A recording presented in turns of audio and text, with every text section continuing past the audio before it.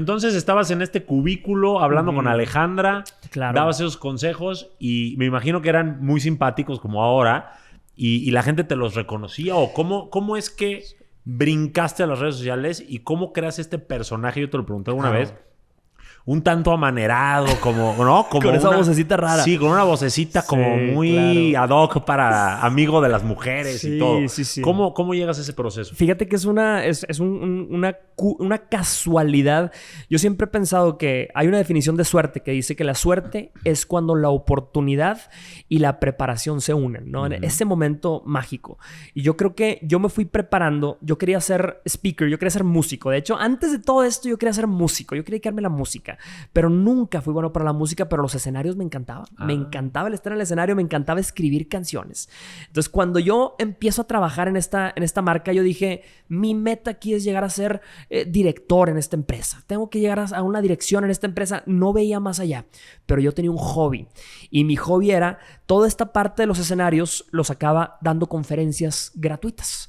Yo daba conferencias en empresas, en universidades, daba conferencias, no cobraba. Y un día me invitaron a la televisión. ¿Sobre qué tema hablabas? Hablaba sobre amistades, de hecho, sobre bullying. Yo cuando estaba chiquito, yo te lo voy a platicar más adelante, pero cuando estaba chiquito yo era el niño más feo de la escuela. ¿Eras feo? Era feo con F de foco fundido, Johnny. No, estaba chaparrito, flaquito. Tenía los dientes como dos chicles así grandotes. Y en aquel entonces, pues ya sabes que los niños pueden ser más crueles. Muy crueles. Que los adultos, ¿no? Entonces yo aprendí mucho de esa etapa de vida y yo le daba clases a los adolescentes. Le daba conferencias a los adolescentes de bullying, ¿no? Entonces eso lo hacía gratis prácticamente. Y un día me invitaron a dar una sección en televisión. Y me dijeron, no te vamos a pagar, pero si quieres estar en la televisión, pues es una manera. Y dije, bueno, pues no me van a pagar, pero pues a mí me gustaba realmente, Johnny. Yo siempre he pensado que algo que verdaderamente te apasiona, lo harías sin que te pagaran, ¿no? Entonces yo empecé a dar esta sección en televisión y yo salía de mi trabajo de cubículo a las 6 de la tarde, me acuerdo en punto, 6:30, vámonos, y me lanzaba a la televisión a grabar secciones y a grabar cápsulas para la tele, ¿verdad? Gratis. Y lo hacía todos los días, Johnny, todos los días. Y mucha gente me decía, ¿por qué lo haces, güey? ¿Por qué lo haces gratis? O sea, ¿eso qué te va a dejar? Si eres bueno para algo, no lo hagas gratis. No lo hagas gratis, claro. ¿Eso qué te va a dejar?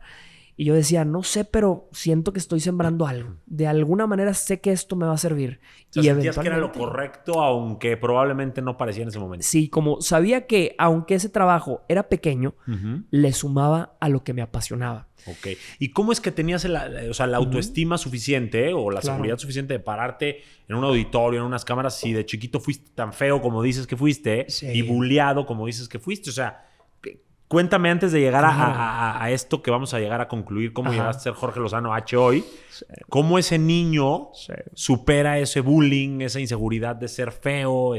Porque hoy yo veo un galán, pero ¿qué tan feo pudiste haber sido como para que de verdad te bullearan? Fíjate, esa es una pregunta interesante porque cuando yo estaba niño y fui creciendo, yo me di cuenta que no podía valerme por mi atractivo visual.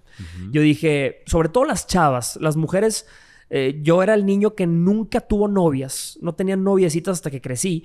Porque realmente pues nadie me veía lo bonito. Nadie me veía lo guapo. Pero gracias a eso desarrollé lo que una psicóloga me dijo después. Que era un mecanismo de defensa. Un mecanismo de defensa psicológico y emocional.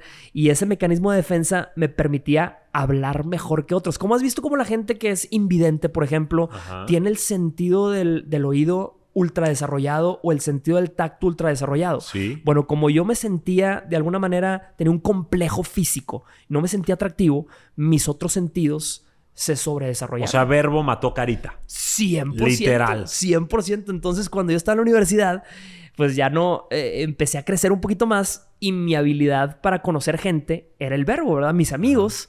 me lanzaban así como si fuera la granada. Así cuando llegábamos a las fiestas, a los antros, a las discotecas, me lanzaban al grupo de mujeres solas y yo llegaba y les hablaba y traía el pan a la mesa, ¿verdad? O sea, ¿eras el feo simpático? Yo era el feo simpático, exactamente. Qué y claro chistoso. que mis amigos estaban más guapos, ellos sí ligaban con chavas, pero a mí todo eso, yo nunca me hubiera imaginado que ese verbo se iba a convertir en una carrera. Y que iba a poder vivir de eso, vivir de lo que yo hablaba, de lo que yo decía, ¿no?